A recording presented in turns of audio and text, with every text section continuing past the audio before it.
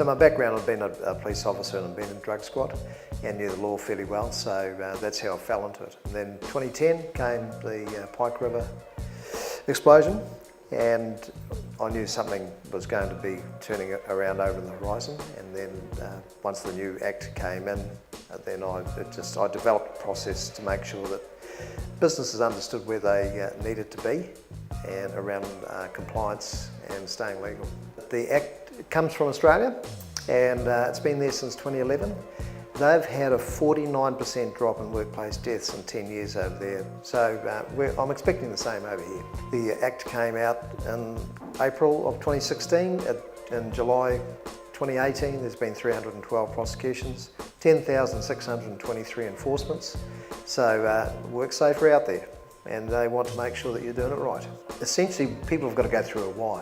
Why am I doing this H and S? They generally say BS after that, so once it's explained that, one, you have to because the law says, but it also applies here in New Zealand because out of all the first world countries, we've got the highest serious injury rate out of those countries. So and that's another thing most people don't know.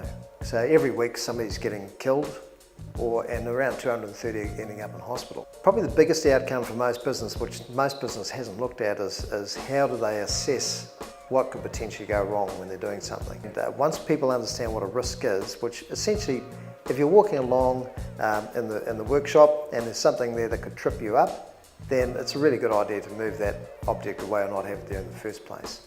So how do you train staff to do that, and all the things that go with that? So what it makes people aware of their surroundings and what could potentially go wrong.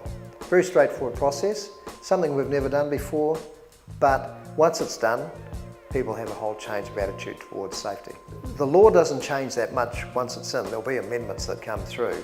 So as long as you've got the process in place, then what we're doing is moving from a paper-based process to an app. And that's a big factor to make, because at the end of the day, we're talking about performance. We're talking about increasing performance as safely as we can, and the most convenient way we can do that. The biggest buy-in for our workers, really.